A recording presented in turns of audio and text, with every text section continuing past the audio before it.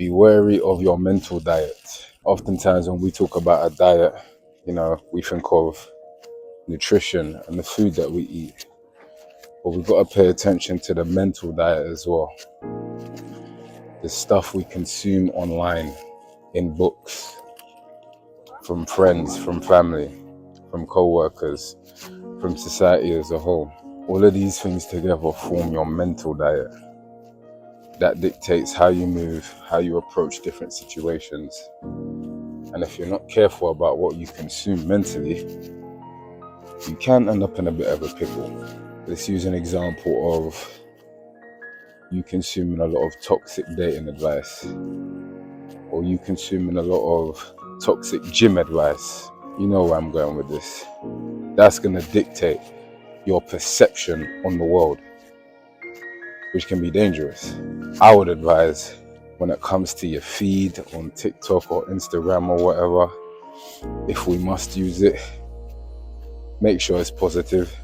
Whenever you see these videos, before you click, ask yourself, is this actually going to be beneficial for me? Or do they have an agenda? I had to be careful, man. Like, years ago, I look at my timeline on my Instagram Explore page, and I was like, damn, man, just temptation overload, temptation city. And if it doesn't align with the path that you want to be on, you need to fix that. What you're going to find is when you do change it, your thought process will begin to change. It's like you've broken a negative pathway and created a new one. So, if you're experiencing anything like anxiety or depression, a messed up timeline, a messed up feed is not going to help that. I'll tell you that for free. Think of, the bad stuff, or the stuff we know we really shouldn't be watching, as the pizza and the burgers. Look, we're human. It's all good to engage every now and then. 20% of the time, maybe even a little 30%. But 70 to 80% of the time, we want that fruit, we want the vegetables, we want something that's going to better ourselves, actually stimulate the mind. Easier said than done, I know, because there's so much damn temptation everywhere. But a mental diet is crucial. When I started diving into self-help books and actually applying what I learned, game changer. I began to understand my mind more and why I think the way I do. I should say. And then you can make progress and move forward. I don't think people pay enough attention to their mental diet. Most people just want a six-pack. But up there, it's crucial, man. We've got to take care of it. We only have one of it. I'm not saying to be a perfect human being, man, but just be aware. It's so mad. It's like there's certain types of content that I would consume. And when I said, you know what? Let me actually just take a break from that. I felt a bit liberated, man. It's like I could think for myself. Now, a lot of content creators out there, believe me, they mean well, man. I have positive intent and I believe that they just want to help. But again, it's their perspective. And there's different ways to skin a cat. Their way is not the be-all, end-all, which is kind of how they make it seem sometimes. I'll give you an example. Take Alex Eubank. For those who don't know, he's a fitness content influencer. And,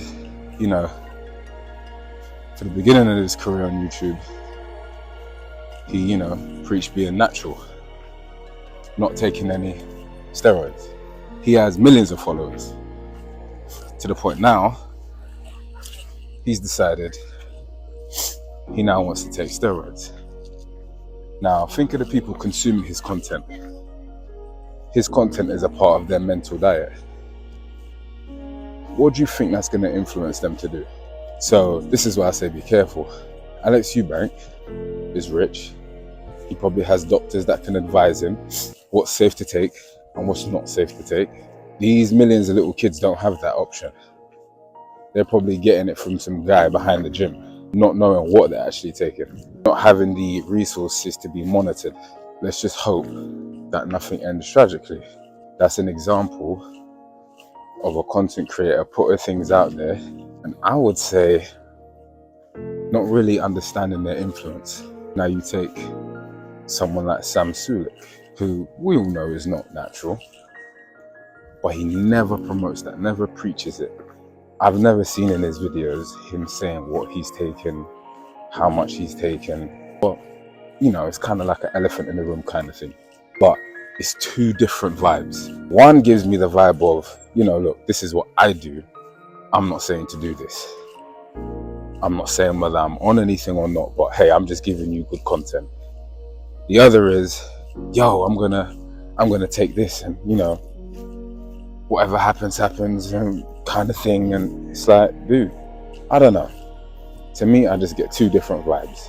Alex Eubank seems excited, and if your followers see that you're excited, that's going to translate through them. But, I'm going off on a tangent. But the main message is, again, be careful of what you consume. But as usual, what do I know? I'm just a dude named Reese. Peace.